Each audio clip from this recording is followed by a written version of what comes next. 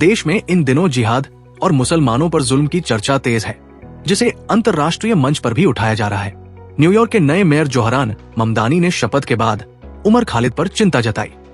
जबकि उमर खालिद दिल्ली दंगों का आरोपी है, 5 साल से जेल में है और हाई कोर्ट व सुप्रीम कोर्ट से जमानत नहीं मिली, फिर भी उसे लेकर विक्टिम कार्ड खेला जा रहा है। डॉक्टर शंकर शरण अपने लेख में जमाते उलेमा प्रमुख महमूद मदनी के जिहाद संबंधी बयान से बात शुरू करते हैं।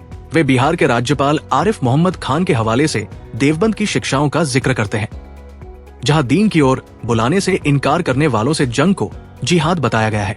लेख में कहा गया है कि इस्लामी ग्रंथों में काफिर को दुश्मन की संज्ञा दी गई है। इसी आधार पर शंकर शरण सवाल उठाते हैं कि गैर मुस्लिमों को दुश्मन मानने की सोच कहां से आती है।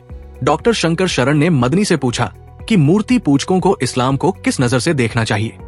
उन्होंने कहा कि इस्लाम में शिर्क सबसे बड़ा गुनाह है जो माफ नहीं होता।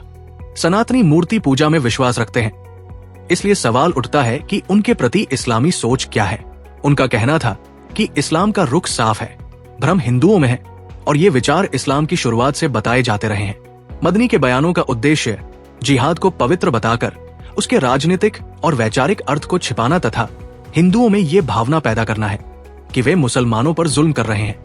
जिहाद को अत्याचार के खिलाफ संघर्ष कहा जाता है, लेकिन जुल्म की परिभाषा ये बताई जाती है कि जहां शरिया का शासन नहीं है वहां मुसलमानों पर जुल्म हो रहा है। इस नजरिए में भारत जैसे देश, जहां संविधान के अनुसार शासन चलता है, दारुल इस्लाम नहीं बल्कि दारुल हर माने जाते हैं। इसी आधार पर वंदे मातरम जैसे राष्ट्रीय प्रतीकों का विरोध किया जाता है और सरकार, मीडिया व अदालतों पर दबाव बनाया जाता है। ये पूरी कवायद राजनीतिक इस्लाम की सोच को आगे बढ़ाने और शरिया शासन को नैतिक रूप से सही ठहराने की कोशिश के रूप में पेश की जाती है।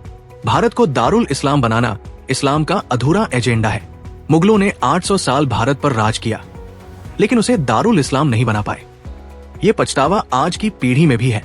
महमूद मदनी उन्हीं लोगों को जगा रहे हैं कि इस्लाम के इस अधूरे एजेंडे को पूरा करो।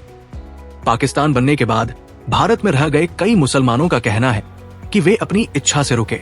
लेखक के अनुसार भारत के नेताओं ने धर्म के आधार पर पूर्ण अदला-बदली नहीं की, जबकि कुछ नेता इसके पक्ष में थे। उनका दावा है कि भारत में रह गए लोगों में बड़ी संख्या उनकी थी जिन्होंने मुस्लिम लीग को वोट दिया और वे दीर्घकालिक एजेंडा के साथ रुके।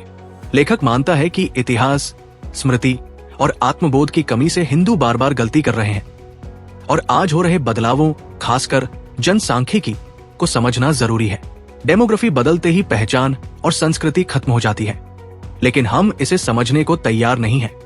बांग्लादेश में हिंदुओं पर हमले और मंदिरों के टूटने की खबरें आती है। फिर भी ऐसे हालात में बांग्लादेशी खिलाड़ी को आईपीएल टीम में लेना कई सवाल खड़े करता है।